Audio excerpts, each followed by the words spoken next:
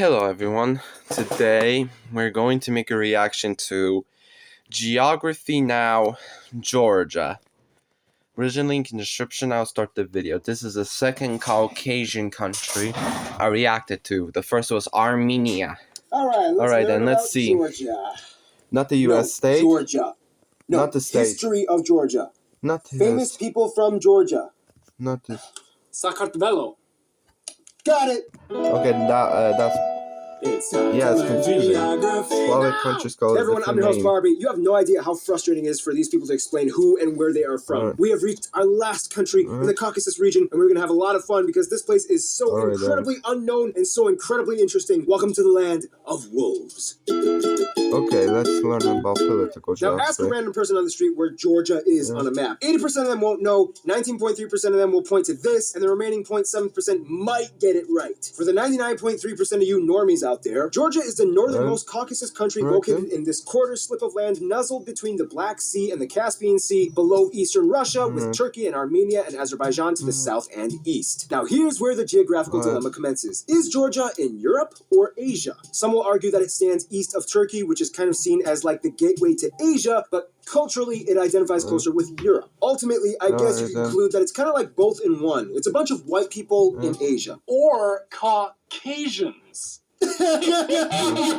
Quick side note, the origin of their name, Georgia, is kind of disputed. Some will say that it has to do with St. George, their patron saint. Others will say that it came from the Greeks and their word Georgios, which means tiller of the land, since the land was so fertile. But a lot of scholars might say it comes from the Persian word gur or gurgan, meaning wolf, hence land of the wolves. I mean, that name does sound pretty cool. I mean, if I was a scholar, I'd probably discredit all the other claims. It's a very interesting country, beautiful country. I'm planning to get the land of the Kartvelians, which is another word for Georgians. Now, this is going to be my favorite part because you know me. Incredibly complicated administrative division time. Georgia is a candy shop loaded with territorial anomalies. First of all, if you go to Georgia and look at a map of Georgia that they have drawn out themselves, you'll get something that looks like this. A country divided into what looks like 11 regions and one city, the capital, Tbilisi. Yeah, I know, it looks like Tbilisi. It's Tbilisi. However, it's more like 10-ish regions and 2 autonomous republics, one of which cuts through parts of 4 of the regions. These republics are Abkhazia and, be careful what you call the second one, most people outside of Georgia will refer to it as South Ossetia, but in Georgian, it's called Samachablo or the Skinvali region. In the simplest I don't recognize this country as a complicated history that involved independence from the USSR and then support from Russia after the USSR. Technically, these are, at least considered by most in the international community, autonomous breakaway regions of Georgia that kind of govern themselves but are kind of heavily influenced by Russia as well. To this day, Russia, Nicaragua, Venezuela, and for some reason, Nauru are the only fully sovereign countries that recognize Abkhazia and South Ossetia as independent nations. Travel between these 2 breakaway states is still possible, though. It's just way more difficult for Georgians to enter the regions than it is for Ossetians and Abkhazians to get into Georgia. Whew!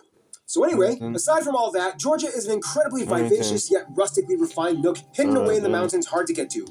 Like Rivendell. The country is laden with enigmatic castles and centuries-old stony fortresses and archways. Like Rivendell. As well as an abundance of monuments and statues with the curiously fascinating, curvy, wispy script written. Oh, okay, this is freaking me out. No, but seriously, Georgia is a very rock and stone type of country. They love rocks. The largest cities and airports are, of course, in the capital, Tbilisi, Kutaisi, and Batumi. Tbilisi is a bustling city with a stone and mortar Nadikara fortress looming above on a hill. Batumi, though, is kind of like the fun city on the Black Sea with a more youthful flair and bold, sharp, dynamic architecture. All adjacent to the famous Batumi stone beaches. I'm telling you, they love stones. Some notable sites would include places like the Gori Fortress with the statues of the 8 warriors, or the Katsuki Pillar, a limestone monolith with a single church on top, only accessible by climbing. And finally, castles, castles, castles everywhere you go. Notable ones like Rabati, Khinkani, Ostinza, and Ninos Minda, all of which are made of, you guessed it, stones. There's more to this country than just stones, I promise. Alright, let's discuss that. Let's learn about physical geography. Well, as you may have already figured, Georgia is quite mountainous with an expanse of incredibly diverse, conveniently located hills and valleys.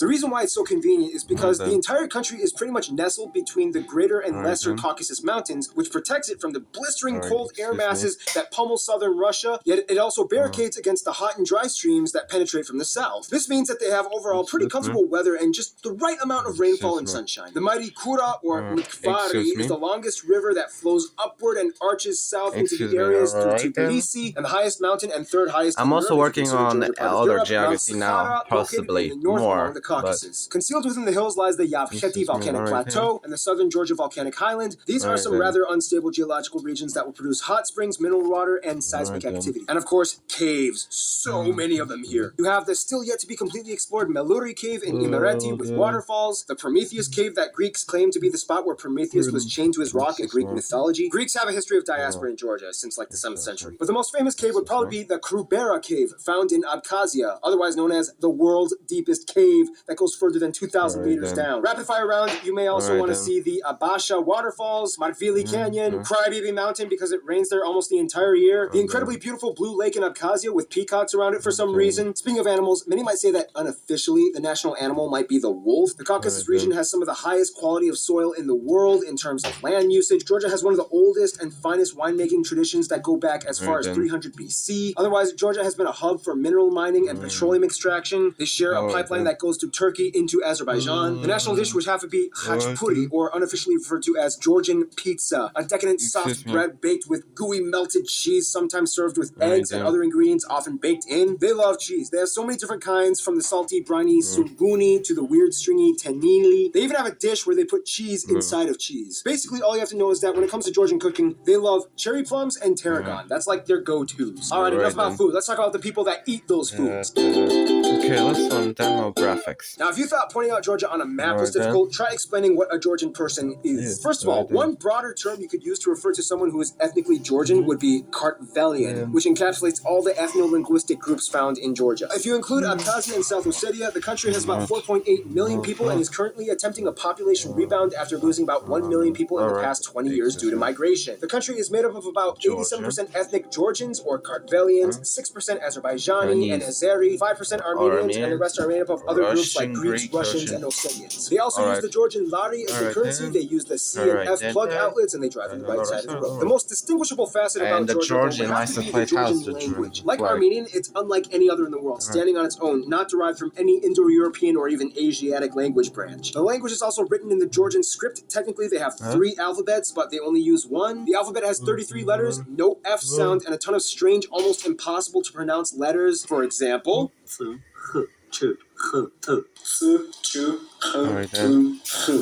you to those geography peeps, you guys rock. Keep in mind though, there are other Kartvelian minority languages spoken in Georgia as well, such as Magrelian and Svan in the west and partially in Abkhazia, as well as Laz in the south. Abkhazia and South Ossetia each have their own distinct languages and cultures that contrast with Georgia, although Georgians like to think that Abkhazians are basically just Georgians that speak a different language. The Abkhazian people write in the Cyrillic alphabet, and the Ossetians are actually a Christian Iranian-based ethnic group that inhabited the area. Keep in mind, I said Iranian, not Persian. Not all Iranians are Persians. Just keep that in mind. Now, we don't really have time to explain the complete history, but basically, all you have to know is that in the 3rd century BC, some dude named King Parnavaz of Kartli united all the Kartvelian-speaking tribes in the Caucasus area, hence creating what was essentially the first proto-Georgian nation. From there, you had Romans, Persians, Arabs, Turks, Golden Age, where they had a woman under the title of king, Mongols, Ottomans, Russians, and finally back to Georgia. Done! The funny thing is, even after 2 millennia of usurping empires, Georgia still maintained and held on to their own distinct identity, refusing to completely assimilate to any outside system. Christianity is the dominant religion, as about 84% of the population adheres to the Eastern Orthodox faith, 10% mostly being Muslim from the Azerbaijani population, and the remainder are mostly Armenian Apostolic or Roman Catholic. Christianity is kind of like a big deal here. Georgia became one of the first countries in the world to adopt Christianity, and as tradition holds, Jesus' disciple Andrew preached the gospel into ancient Scythia, which included the regions that Georgia lies in today. Also, a lady named Saint Nino converted the entire country. Culture-wise, Georgia is kind of strange because it's not quite European and it's not quite Asian. It's its own thing. Georgian polyphonic singing is actually filed under UNESCO's Intangible Heritage List.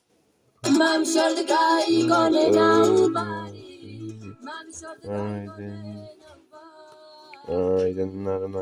Georgians will tell you that Georgian traditional dance is something that they are proud of, fast, difficult, dynamic, and bold, with a lot of leaping and pointing. Georgians are also known for being really into strength sports, even women. They love wrestling and weightlifting and judo. They typically compete well in these events at the Olympics. Konstantin Yanashia reaching some of the highest ranks in the world's strongest man competition. Speaking of which, the most notable Georgian in the world ever seen, although they might not be proud of it, would probably be Joseph Stalin. Although, to be fair, he did spend a lot of his time in Russia, was being a Georgian. Russian dictator, so Yeah, Excuse me. hospitality is a Yeah, huge he deal was out Georgian. here, as the saying goes in Georgia. No, A that's guest the is truth. a gift from God. Well, the And Austrian granted, no matter who Panther you was are, not you'll pretty much German, just by treat you to some Austrian. khachapuri. And that's kind of how they Alright are with their diplomacy, mostly. Alright then. Russia. Let's explain. The friends. Alright then. In the simplest way I can put this, Georgia is like the Christian country with the most Muslim friends. It's weird because everything is like a high school drama with their neighbors. They get along well with Azerbaijan and Turkey. Trade and travel has been open for centuries. However, the memory of the Ottoman times still lingers ever so slightly. So they keep things at a flat, platonic, cordial level. Armenia kind of like used to be their best friend, but then too many things happened and they kind of decided not to hang out as much. It first started in the 6th century with the Council of Chalcedon, in which they split over secondary Christian doctrine issues. Armenia became Apostolic Orthodox, similar to the Coptic Syriac Ethiopian branches, whereas Georgia stayed Eastern Orthodox like the Greeks, Serbians, and Russians, and most of the other Eastern European states. Also, keep in mind, Armenia favored Russia after all that drama with Abkhazia and South Ossetia, so that kind of split the divide a little bit more. The best friends, though, would probably be the Ukraine and the Balkan countries like Latvia and Lithuania and Estonia, even though Estonia is kind of like too busy chatting it up with Finland. All these countries have had the same scenario of dealing with some kind of form of aggression with Russia, and in a sense, bond over the shared calamity. However, there's a strange Best friend of twist, Georgia, because even though you would not think Georgia, Georgia's best worst friend nightmare of... would be Russia, they kind of secretly still kind of a little bit maybe still have a soft spot for them. Each country has family of their own residing in each side and loves to visit each other. Even though politically it looks bad, the general citizens of each country still love each other and look forward to each encounter. Huh. Isn't it funny how the general populace of a country is not always directly represented by their government? Shocking. In conclusion, Georgia is an elaborately hidden, rustic yet modernized medieval domain locked away in the secret hidden mountains, caught between two worlds that it refuses to identify with its own vibrant heritage that has stood the test of time on its own, especially that melted cheese bread part. Stay tuned, the big guy, Germany. Goodbye. Up next.